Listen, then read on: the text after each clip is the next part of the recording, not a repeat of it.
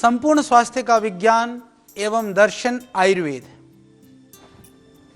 वस्तुतः आयुर्वेद एक विज्ञान ही नहीं अपितु जीवन पद्धति है। हमने इस विषय में काफ़ी चर्चाएं की और अब हम बात कर रहे थे कि रोगों के कारण और उसके बचाव, कि कौन से कारण से बीमारियां होती हैं और बचाव के लिए क्या क्या उपाय किए जाएं। तो बचाव के विषय में हम चर्चा करते हुए प्राइमरी प्रिवेंशन की हम बात कर रहे थे, यानी कि जो प्रारंभिक रोकथाम कैसे किया जाए या प्रारंभिक रोकथाम में योग आयुर्वेद की क्या महत्ता है, मैंने इसकी चर्चा आपसे की, आपने ध्यान से सुना। मैं अब निवेदन करना चाहता हूँ इसको निरंतर आगे ले जाते हुए इसमें जो 7 कारण माने गए हैं वो बाकी जो 6 कारण हैं हम इनके ऊपर चर्चा करेंगे।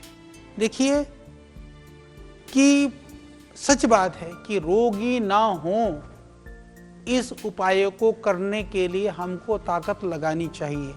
और मैं आपको इससे पहले इस बात को हमने पूरी ताकत से आपको बताने का प्रयास किया कि रोगी होने के बाद में चिकित्सा करना ये मजबूरी है, रोगी ना हो इसके लिए उपाय करना हमारी बुद्धिमत्ता है। यदि हम रोगों से बचाव के लिए 10% प्रयास करें तो रोगों से हम 90% बच सकते हैं। यानी इधर 10% प्रयास करना चाहते हैं या उधर 90% में आप फंसना चाहते हैं, तो ये आपको सोचना होगा।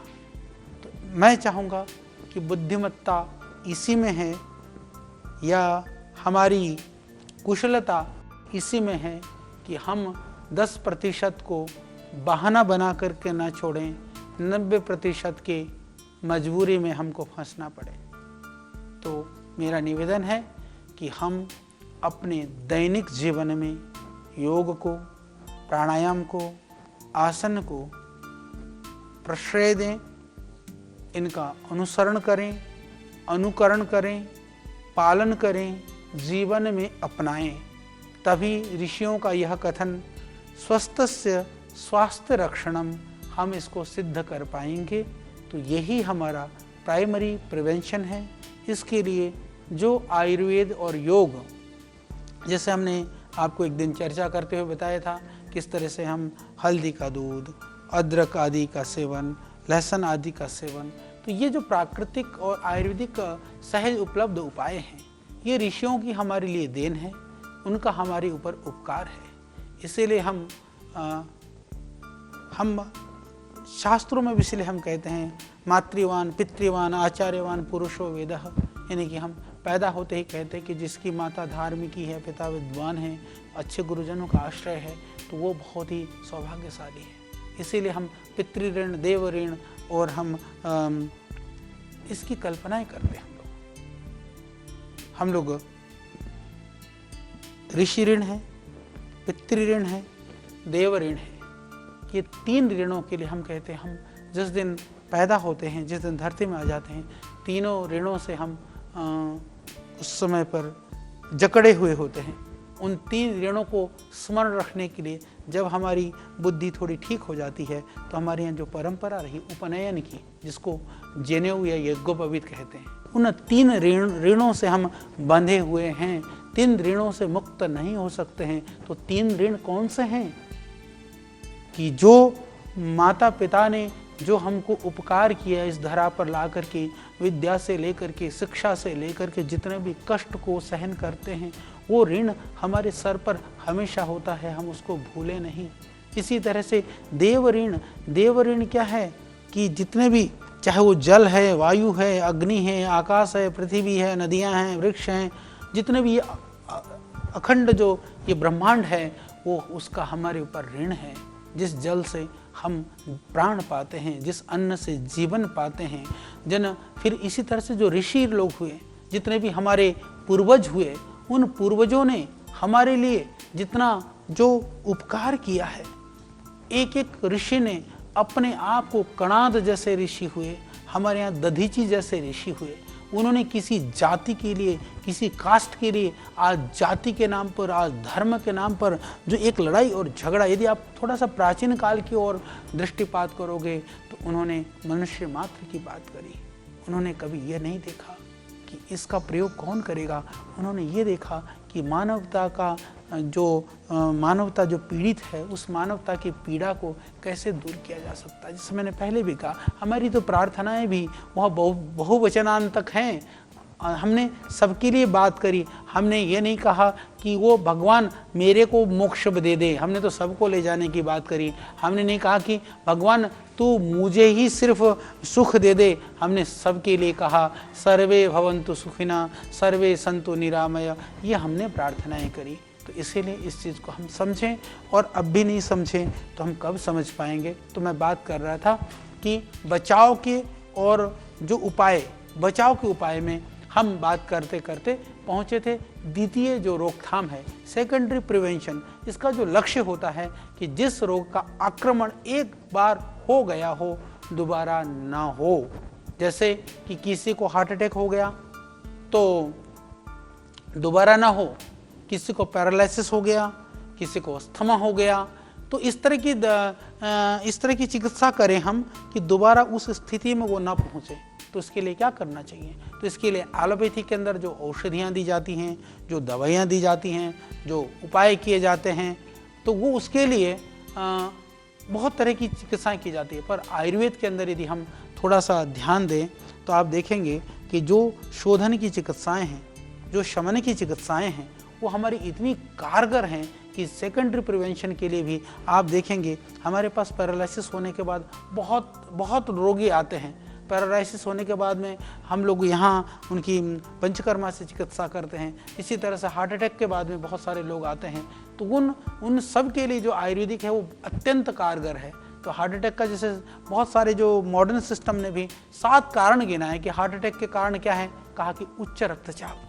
तो बीपी को कंट्रोल करने के लिए फिर मैं कहूँगा कि औषधि की जगह पर औषधि से बीपी कंट्रोल करोगे तो उसका साइड इफेक्ट भी होगा।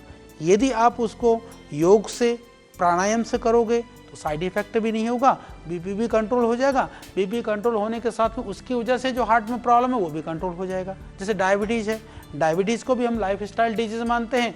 तो यदि आप दवाई खाएंगे डायबिटीज़ के लिए तो जो उसका जो दूसरे कॉम्प्लिकेशंस होंगे बॉडी के अंदर, आपकी किडनी पर इफेक्ट करेगी, आपके हार्ट पर करेगी, आपको दूसरी बीमारियां होंगी। तो यदि आप प्राणायाम करते हैं, योग करते हैं, तो आप डायबिटीज़ को भी रोक पाएंगे। डायबिटीज़ की वजह से होने वाला जो हार्ट अटैक है उसको भी रोक पाएंगे। जैसे हाई कोलेस्ट्रॉल है, प्राणायाम करेंगे, योगासन करेंगे, व्यायाम करेंगे तो आप कोलेस्ट्रॉल को भी रोक पाएंगे।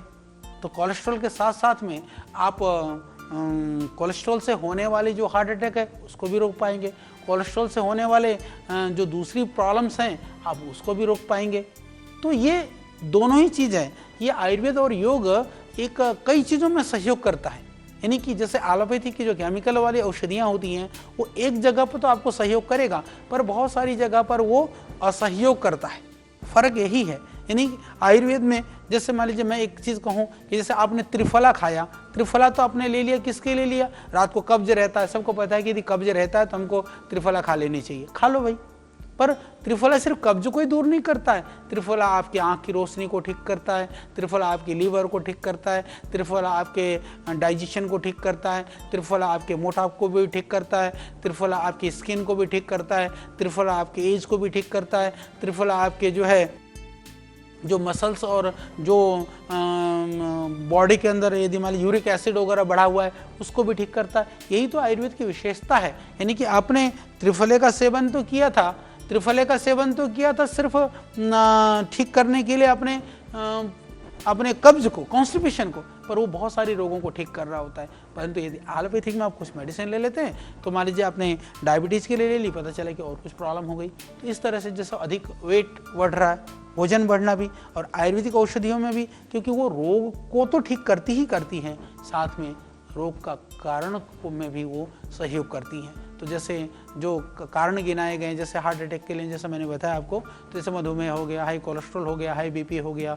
अधिक वेट होना हो गया, या तंबाकू आदि नशे का जो सेवन करना हो गया, या जो शारीरिक श्रम है उसका जो अभाव हो गया, या वंशानुगत कारण भी, जो हेरिडिटी है, बहुत सारे लोग भाई बहन आते हैं हमारे पास, वो कहते हैं आचार्य जी हमारे तो हेरिडिटी में हमको बीपी है, हमको शुगर है, या हमको इस तरह की बीमारियां हैं घर में, हम क्या करें? तो एक और मात्र एक ही उपाय है, एक ही कारण है कि आप योगासन करिए, प्राणायाम करिए, ध्यान करिए, सकारात्मक सोचिए, जीवन के अंदर में उत्साह और आनंद के भाव में रहिए। क्योंकि हम हताश, निराश और निराशा के जीवन को जिएंगे तो कभी भी हम रोगों से मुक्त नहीं हो सकते। यानी जब हम परेशानियों से भी मुक्त होना है तो परेशानियों से परेशान होकर के नहीं, परेशानियों में हम उत्साह से विजय प्राप्त करके कष्ट से मुक्त हो सकते हैं। यही बात रोग के लिए हम इसको समझें।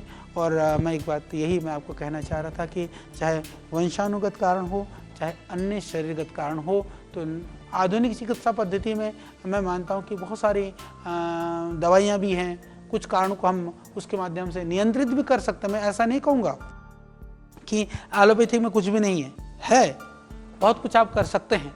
कुछ सीमा तक उनको आप रोगों को रोक सकते हैं, उनकी पुनरावृत्ति को भी रोक सकते हैं।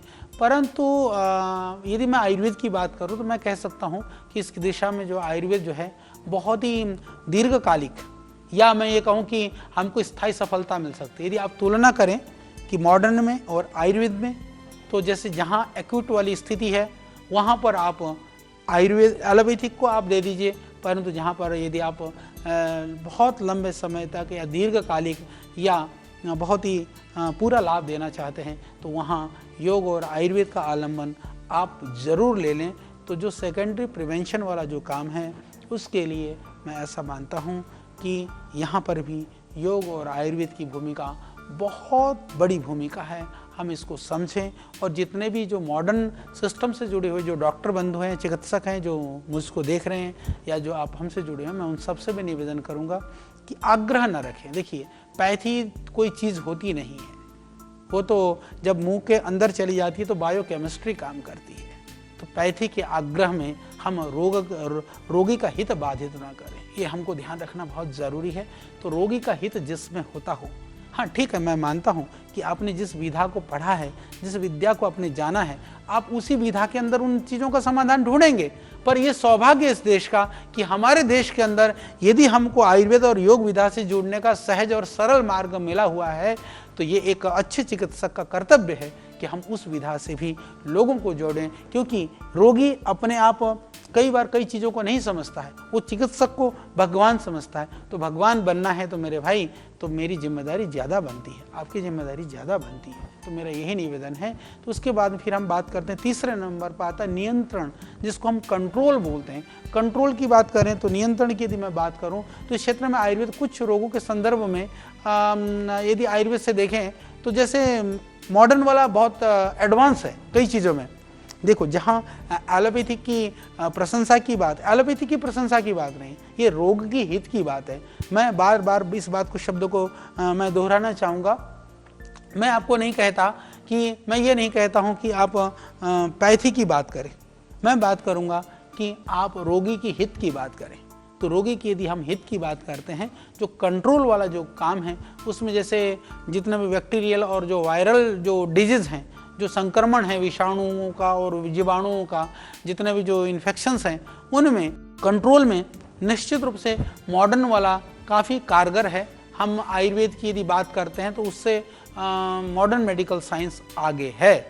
परंतु फिर मैं उसी बात पर आता हूँ, कंट्रोल करना है आपको रक्तचाप का, आप मॉडर्न से नहीं कर सकते हैं।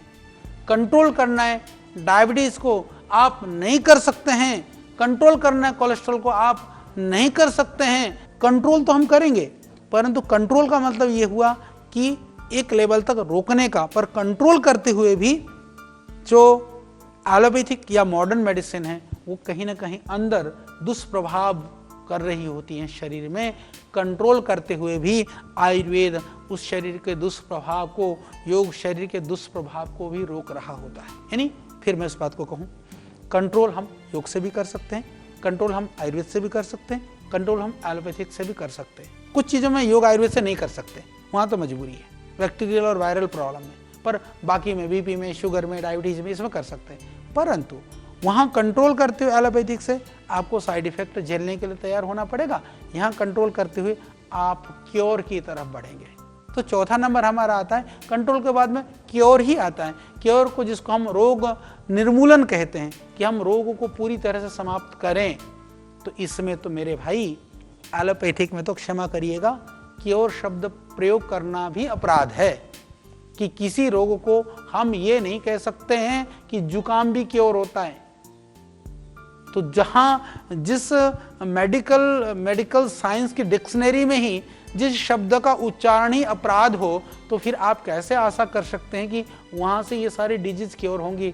परंतु आयुर्वेद में अनेक रोग पूरी तरह से हम क्योर कर सकते हैं, और जो आयुर्वेद पद्धति में जो क्योर नहीं होने वाले जो रोग हैं वो कुछ हैं जो एकदम क्योर के लिए हम नहीं कह सकते हैं। बाकी बहुत सारी बीमारियां ऐसी हैं। फिर मैं यही कहूँगा कि जो बैक्टीरियल और वायरल प्रॉब्लम्स हैं उसमें कहीं ना कहीं एलोपैथिक, पर कई जगह पर जैसे मान लीजिए कि आयुर्वेद में भी जो जितने भी, जैसे डेंगू है, डेंगू का हम पूरी तरह से क्योर करते हैं। बहुत अच्छी औषधि हमने डेंगू नील बनाई, उसके ऊपर इंटरनेशनल जर्नल में पब्लिश हो चुके। हेपेटाइटिस बी के लिए या लीवर सिरोसिस के लिए, इस तरह की जो क्रिटिकल डिजीज हैं उसके अंदर भी आयुर्वेद आज बहुत ही बेहतरीन काम कर रहा है। कोलाइटिस के लिए, जिसको इरिटेबल बाउल सिंड्रोम है, जो कुछ नहीं समझ में आए तो कह देते हैं इरिटेबल बाउल सिंड्रोम है, उस तरह के रोगों के लिए तो हमारे पास, जैसे ब्रोंकाइटिस के लिए, अस्थमा के लिए, कितना भी भयानक अस्थमा हो, नेचुरोपैथी से, योग आयुर्वेद से, उसमें से 80-90% जिनको बार बार ऑक्सीजन लेना पड़ता है, इनहेलर लेना पड़ता है, वो भी ठीक हो जाते हैं। अर्थराइटिस के लिए यदि मैं बात करूं, हमारे पास आज भी लाखों, हजारों नहीं, सैकड़ों नहीं, अर्थराइटिस के लाखों रोगी हमारे पास हैं। उनमें से लाखों रोगी पूरी तरह से ठीक हैं।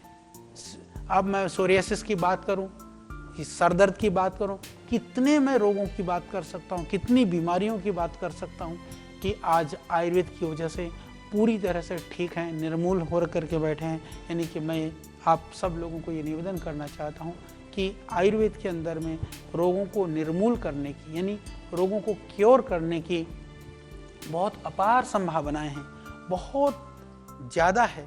तो हम बेहिचकिचाहट, बिना संकोच के, हाँ मैं मानता हूँ कि आज से पहले, यानी आज से पहले कुछ वर्ष से पहले ही, ठीक है, एलोपैथी का जब थोड़ा बोलबाला शुरू हुआ, आयुर्वेद में रिसर्च या एविडेंस मेडिसिन के रूप में हम पीछे छूट गए, तो लोगों ने बहुत सारे भ्रमों को भी फैलाया है। पर आज आप भ्रम से परे हैं, क्योंकि आज एविडेंस है। आप हमारे पीआरआई को साइट को आप जाइए, उसको साइट को विजिट करिए, उसके अंदर बहुत सारे रिसर्च पेपर हैं, बहुत सारे एविडेंसेज हैं जो हम लोगों ने उसके अंदर डाटा रखा हुआ है।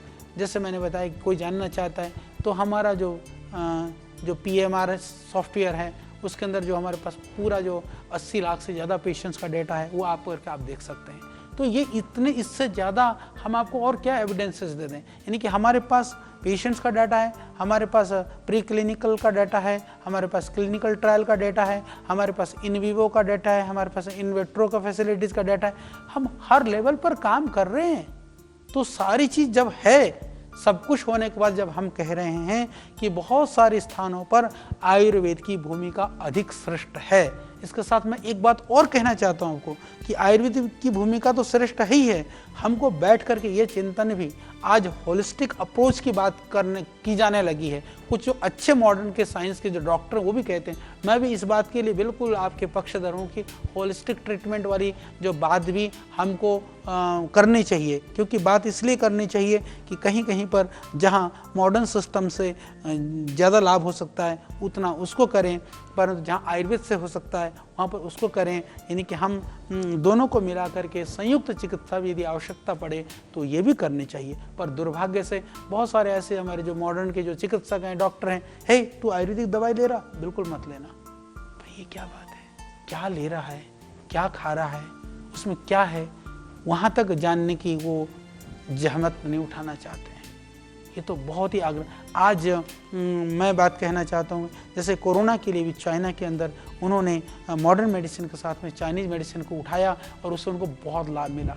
पर दुर्भाग्य से हिंदुस्तान में आज भी हम ताकत लगा रहे हैं कि आपको कोरोना के लिए आयुर्वेद में बहुत सारे औषधियाँ हैं। मेरे कई हमारे पेपर भी पब्लिश हो चुके हैं इंटरनेशनल जर्नल में कोरोना के ऊपर, पर दवाइयाँ आज जो हमारे पर भरोसा रख करके बहुत सारे भाई बहन खा करके वो कोरोना पॉजिटिव था, नेगेटिव होकर के घर आ गए, पर हमको क्लिनिकल ट्रायल के लिए हमको नहीं मिल पाई। ये दुर्भाग्य की बात है। तो यदि हम मिल बैठ करके करें तो ये कर सकते हैं। तो यही मैं कहना चाह रहा था, जो एक्यूट मैनेजमेंट के अंदर भी जैसे मैंने कहा कि आज हमको एलोपैथी का बिल्कुल आश्रय लेना चाहिए। जैसे हृदयाघात है, पैरालिसिस हो जाता है या एक्सीडेंट हो जाता है, या जैसे शल्य चिकित्सा जैसे कि सर्जरी वगैरह के लिए जो स्थितियां हो जाती हैं, उनमें बिल्कुल हमको मॉडर्न चिकित्सा का आश्रय ले लेना चाहिए। परंतु आयुर्वेदिक क्षेत्र में भी अभी हमको और अनुसंधान करने चाहिए।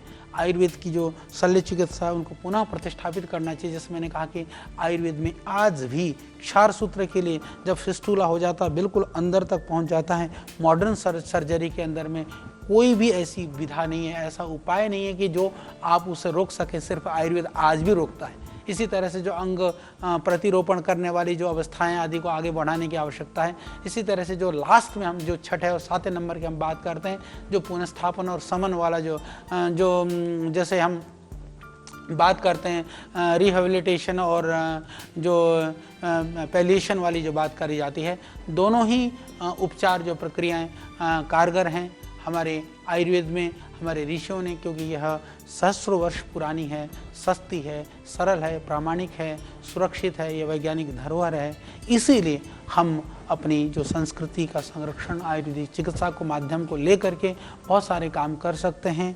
और मैं ये भी निवेदन करना चाहता हूँ कि यदि हम आयुर्वेद को अपनाते हैं तो जीवन में सहजता और प्रकृति के साथ सन्निकटता और प्राचीन उच्च जीवन और मूल्य और आदर्शों का उसके ऊपर रुचि, अभिवृद्धि, मन में शांति और आनंद, उसके साथ साथ में प्राकृतिक पदार्थों का सहज उपलब्धता, ये एक बड़ी चीज़ हमको मिल सकती है। और मैं ये भी कहना चाहता हूँ कि बहुत सारी जो आयुर्वेदिक जड़ी बूटियाँ, औषधियाँ हमारे घर में हैं, आंगन में हैं, बगीचे में हैं, तो इनको प्राप्त करना भी सरल है। और इसके लिए हमको प्रकृति से जुड़ना पड़ता है। जड़ी बूटी चाहिए तो जंगल में जाओ, जड़ी बूटी चाहिए तो खेत में जाओ, जड़ी बूटी चाहिए तो आप हमारे जो आदिवासी हैं, वनवासी हैं, जनजाति हैं, ग्रामीण वासी हैं, उनके पास जाइए, तो उससे हमारी भाईचारा, हमारी प्रेम भी बढ़ेगा, जड़ी बूटियों के प्रति प्रेम बढ़ेगा, वनस्पतियों के प्रति प्रेम बढ़ेगा। और जो है हम अपने जीवन की रक्षा के लिए हम प्रकृति रक्षा करने का भी हमारे ऊपर एक भावना बढ़ेगी। और मैं इससे आगे बात करूं तो विदेशी जो पैसा है जो विदेशों में चला जाता है, हमारे देश की अर्थव्यवस्था जो बिगड़ रही है वो भी सुधरेगी और उससे उसका संरक्षण भी हो जाएगा। और सारी चीज़ें यदि हमारे देश में उपलब्ध हो जाती हैं तो विदेशियों से मंगाने के लिए विदेशी मुद्रा को हमको खर्च नहीं करना पड़ेगा। इसीलिए हम आयुर्वेद को बढ़ा करके, जड़ी बूटी आधारित चिकित्सा विधा को बढ़ा करके संपूर्ण विश्व की आर्थिक स्थिति को सुदृढ़ कर सकते हैं और हम पूरी दुनिया के जो स्वास्थ्य के क्षेत्र में हम स्वावलंबी बना सकते हैं। और मैं ये भी मानता हूँ कि जब जड़ी बूटियों का प्रयोग ज़्यादा बढ़ेगा तो हम अपनी कृषि को बढ़ा करके, जड़ी बूटी के कृषि कार्य को बढ़ा करके किसानों की आय में भी वृद्धि कर सकते हैं और पर्यावरण का भी संरक्षण कर सकते हैं। और बड़ी बात यह है कि योग और आध्यात्म पूरक हैं। इसके माध्यम से हम अपने सिर्फ आध्यात्मिक ही नहीं, भौतिक ही नहीं, अपनी संपूर्ण उन्नति कर सकते हैं। तो इसीलिए हम योग और आयुर्वेद के प्रति जुड़ें। और कल फिर मैं आयुर्वेद के नए परंपरा को, नई जानकारियों को लेकर के आपको मैं अन्य विषयों के विषय में बताऊंगा। और आप इस कार्यक्रम से जुड़िए, हमसे जुड़िए और आयुर्वेद की गहराइयों को, रहस्यों को सरल भाषा में बड़े आनंद के साथ आप जानिए। कल तक के लिए प्रणाम।